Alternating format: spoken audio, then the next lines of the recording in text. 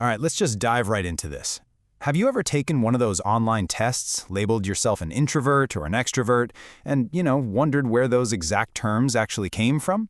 We toss these words around every single day to describe ourselves and our friends, but their origins point back to one of the most brilliant and honestly most complex minds of the 20th century. Welcome to this explainer. Today, we're going to explore the radical Swiss psychiatrist Carl Jung and the absolutely fascinating concepts he introduced to the world. You see, Jung didn't just want to treat mental illness. He wanted to understand the deepest, most hidden layers of the human soul. So, here's our roadmap for this journey inward today. We'll start with Jung's blueprint of personality, dive into the collective unconscious, tackle confronting the shadow self, explore the path to individuation, and finally wrap up with physics, dreams, and synchronicity.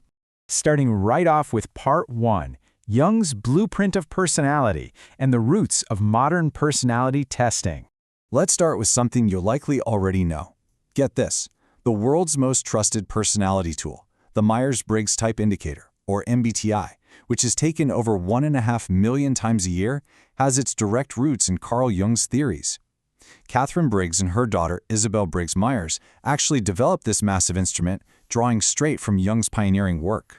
Briggs and Myers took Jung's ideas and expanded them into 4 specific dichotomies, which gives us those famous 4-letter types like INTJ or ESFP. You can really see how they pair opposites here. You've got extroversion versus introversion for where you direct your energy, sensing versus intuition for how you take in information, thinking versus feeling for how you make decisions based on logic or personal values, and lastly, judging versus perceiving for how much structure and flexibility you prefer in your daily life. And what's so cool is how these Jungian concepts are validated in the real world. This isn't just some abstract theory. Actual behavioral observations back it all up. For example, research shows that introverts actually spend significantly more time doing heads-down deep work than extroverts, who naturally gravitate toward working in open, collaborative areas. So this blueprint Jung mapped out over a century ago, it's literally actively shaping how we understand our workplaces today. Moving on to Part 2. The collective unconscious, our shared human foundation. Now, Jung went way deeper than just personality types and the conscious mind. He totally rejected the idea that we're born as these blank slates. Instead, he proposed something called the collective unconscious. Think of this as a shared psychological foundation that lives beneath our personal memories.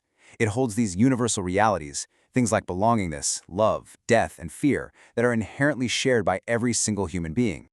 The really crucial point here is that this collective unconscious is filled with what he called archetypes.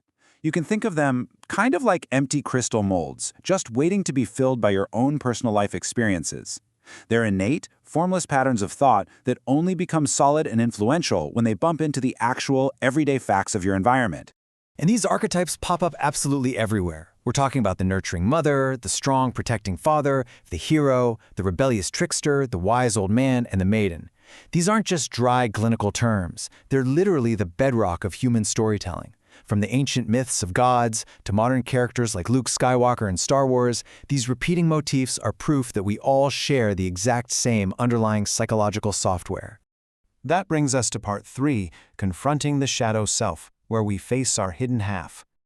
As we dive deeper into that psychological software, we inevitably run into the parts of ourselves we really don't want to admit even exist. And actually, this is where Jung fundamentally broke away from his famous mentor, Sigmund Freud. Freud basically saw the unconscious as a sort of dumpster for mental illness and repressed desires. But Jung, he saw it totally differently, as a shared foundation of creative potential and a direct path to our true wholeness. But achieving that wholeness means accepting the dark right along with the light. The unconscious contains the shadow. This is the hidden, suppressed side of our persona that embodies values completely opposite to our conscious personality.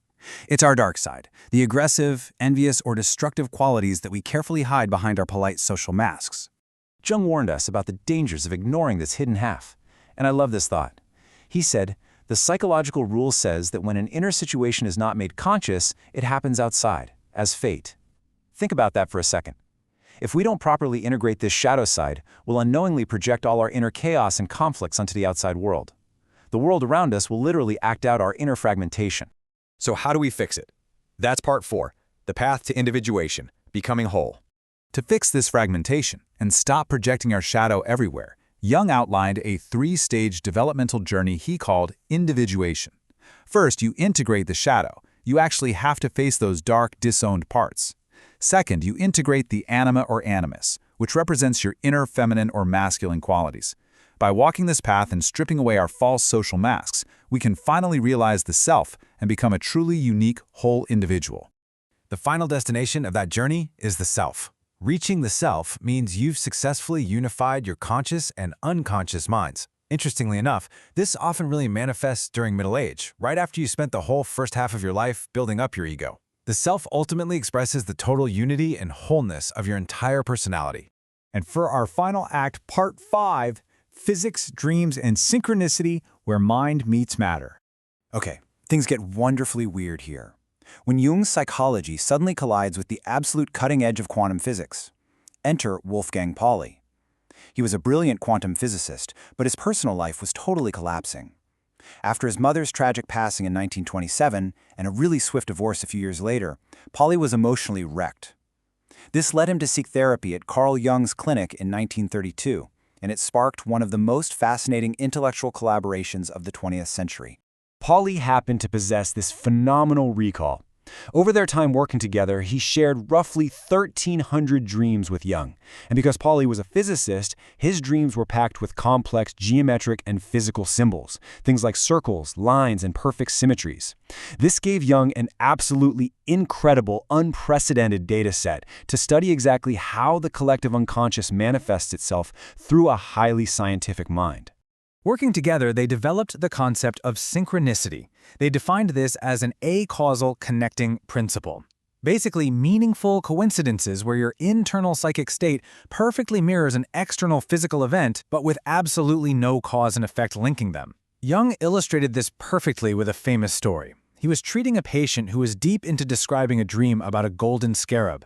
At that exact moment, Jung heard a tapping at his window, opened it, and caught a scarabid beetle, the closest real-world equivalent to a scarab, flying right into the room. Wild, right?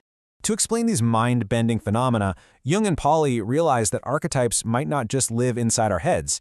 They proposed the psychoid archetype. This suggests that these patterns might actually be objective blueprints, bridging the gap between our minds and the physical universe itself. It's a synthesis of instinct and spirit that organizes not just human thoughts, but the very fundamental principles of matter and energy. So, as you go about your day-to-day, I want you to look closely at the patterns around you. What meaningful coincidences are happening in your life right now, and what exactly are they trying to tell you? Are they just random chance, or is your journey inward trying to tell you something profound about the universe? Thanks for exploring the incredible mind of Carl Jung with me in this explainer.